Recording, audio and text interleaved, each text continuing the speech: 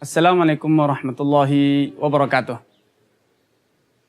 Ilmu di zaman sekarang, subhanallah, mengalami perkembangan yang luar biasa. Dalam setiap disiplin ilmu, sosial, ataupun sains, ataupun yang lainnya. Zaman sekarang telah menjadi satu disiplin ilmu yang rapi. Ada pakarnya, ada lembaga pendidikannya, dan ada badan-badan pengawasan serta pengembangan pusat riset ilmu tersebut. Sehingga dalam setiap disiplin ilmu tidak sembarang orang berani berkomentar, tidak sembarang orang berani berbicara. Hanya ada satu disiplin ilmu yang hingga saat ini belum dirapikan, bahkan masih belum diakui sebagai satu disiplin ilmu. Karenanya terjadi kekacauan yang luar biasa. Siapapun boleh berbicara, siapapun boleh bercerita, menanggapi, mengomentari, bahkan menolak ataupun menerima. Itu disiplin ilmu agama. Ilmu agama padahal ilmu yang paling mulia. Allah telah menegaskan yarfa'illahu alladhina amanu minkum walladhina utul ilma darajat. Allah Subhanahu wa taala pasti akan meninggikan derajat orang-orang yang beriman, dan orang yang berilmu akan ditinggikan beberapa derajat. Walau demikian kenyataannya di zaman sekarang terjadi kekacauan yang luar biasa dalam ilmu agama. Siapapun, asal dia mengenakan peci, sorban, sarung, atau mengenakan baju yang dikesankan, dianggap oleh masyarakat sebagai baju Islami, maka dia akan dengan leluasa berbicara, leluasa berkomentar, menolak, menerima, mengkritisi, menafsirkan. Subhanallah. Kondisi yang begitu mengenaskan. Dalam disiplin ilmu informasi misalnya, saya pernah berjumpa dengan seorang, ini pengalaman ketika saya berhaji beberapa tahun silam ketika saya masih di kota Madinah. Berjumpa seorang ahli farmasi. Dia ketika saya berceramah, berbicara tentang agama, dia menyangkal, dia menyanggah, dan semuanya itu hanya dengan alasan menurut hemat saya. Saya kan orang Islam, kita harus kembangkan disiplin ilmu Islam ini, kita harus punya kebebasan untuk berbicara dalam ilmu agama. Subhanallah. Saya tidak marah. Namun saya katakan kepada ahli farmasi tersebut, baik Pak, kalau memang Bapak ingin berkomentar dalam ilmu agama, silahkan, itu memang agama Bapak. Islam adalah agama Bapak juga. Saya tidak akan melarang. Namun saya juga sebagai orang masyarakat yang berkepentingan dengan ilmu farmasi, disiplin ilmu Bapak, bolehkah saya berkomentar sesuka hati saya? Saya adalah pengguna. Bolehkah saya mengutarakan pendapat saya walaupun saya tidak mengenal ilmu farmasi sama sekali? Kalau dalam ilmu farmasi misalnya orang sakit kepala, nyeri atau yang lainnya, biasanya diberi obat paracetamol. Nah, sekarang karena saya juga memiliki kebebasan untuk berkomentar, saya ingin berkomentar dan memberikan satu analisa. Bila Bapak sakit kepala, pusing, nyeri, atau sakit, ada baiknya bila Bapak mencoba resep baru, yaitu minum racun tikus, obat nyamuk dicampur dan kemudian diminum. Subhanallah, dia bilang, Anda ngawur. Saya bilang, ini komentar saya Pak, kebebasan dalam mengutarakan pendapat. Apa salahnya? Katanya, jelas itu salah. Saya pun balik, demikian juga komentar Bapak tadi tentang ilmu agama juga komentar yang salah tanpa dasar. Komentar yang tidak dilandasi oleh prinsip-prinsip dasar-dasar dalam ilmu agama.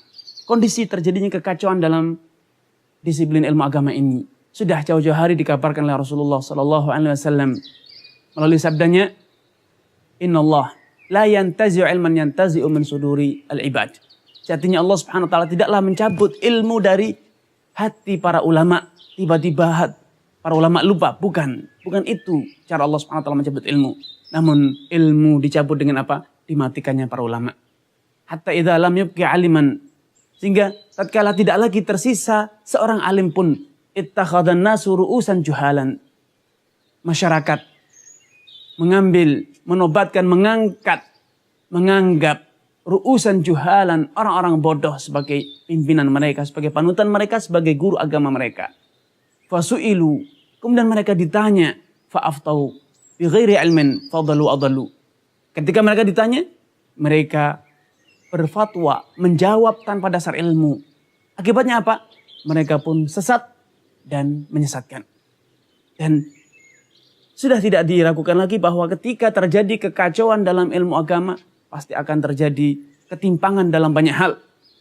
Halal menjadi haram, haram menjadi halal, sunnah menjadi bid'ah, bid'ah menjadi sunnah, syirik menjadi akidah, akidah dianggap sebagai kesyirikan.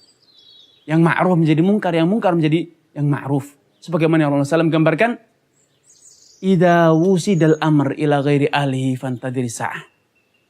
Bila suatu urusan telah diserahkan, dipercayakan kepada yang bukan pakarnya, bukan ahlinya, fantadhir sa'ah, maka pastilah terjadi kebinasaan, kehancuran. Nantikan saja datangnya kiamat. Kiamat maksudnya bukan kiamat yang artinya dunia ini habis, bukan. Namun terjadi kehancuran, kekacauan yang luar biasa, terjadilah kebinasaan, dan itulah kondisi yang sekarang terjadi. Mantan narkoba, mantan pemabuk, pembunuh, sampai pemakan daging manusia pun asalkan dia telah mengenakan sorban, sarung, memakai baju koko, baju takwa misalnya, maka seketika, sekejap dia dianggap sebagai ulama.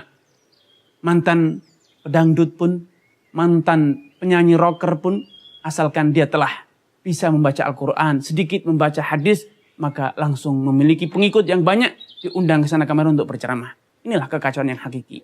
Kekacauan yang sejati dalam ilmu agama. Bila ada dokter gadungan saja ditangkap, dijebloskan ke dalam penjara, insinyur gadungan saja pasti dimusuhi oleh masyarakat. Namun dalam hal yang satu ini tidak demikian. Ulama gadungan, ahli penceramah gadungan, seorang juru dakwah yang tidak memiliki ilmu, asalkan gayeng kata orang, lucu, caranya bagus, enak, maka orang akan menjadikannya sebagai ustadz, paling kurang menjadi juru dakwah dan lain sebagainya. Subhanallah. Tidak ada yang memusuhi, tidak ada yang menangkapnya, apalagi sampai menghukumnya atau dipenjara.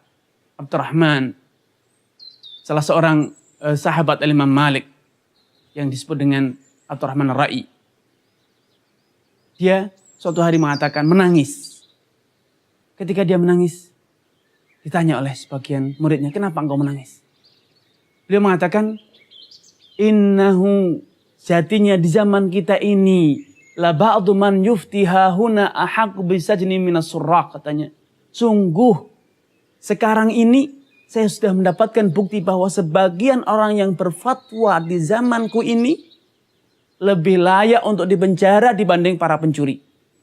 Lebih layak untuk dijebloskan ke dalam penjara dibanding pencuri. Pencuri apalah? Seberapa besar kejahatannya? 1-2 orang yang dirugikan, namun mufti gadungan. Orang yang memberi fatwa, namun dia tidak layak, yang dirugikan, yang disesatkan, yang dicelakakan, bukan 1-2 orang, bahkan mungkin seluruh umat. Satu contoh konkret yang diceritakan oleh salah seorang ulama saat di dalam syarahnya terhadap Musnad Imam Ahmad, belum contohkan sebagian ulama di Afghanistan ditanya oleh penguasa Afghanistan kala itu sebelum runtuh Afghanistan oleh Soviet, bolehkah membeli nuklir, membeli rudal, membeli tank dan lain sebagainya untuk menghadapi serangan musuh? Katanya tidak, itu adalah bid'ah. Kenapa? Karena mereka para ahli fatwa kala itu berfatwa bahwa ala innal quwwata rami, sejatinya kekuatan adalah memanah. Itu konteks dalam kehidupan zaman Nabi. Sehingga karena dia berpikiran jumud, kaku, akhirnya dia mengatakan kekuatan itu hanyalah memanah. Sehingga dia membid'ahkan, mengharamkan membeli meriam dan yang serupa. Akhirnya ketika datang serangan Soviet, tidak ada yang bisa menahan serangan mereka karena kaum muslimin kala itu hanya berbekalkan tombak dan panah. Sehingga ketika datang serangan hanya sekejap, Soviet mampu meruntuhkan, menguasai Afghanistan. Subhanallah. Inilah ketika orang yang bukan ahlinya.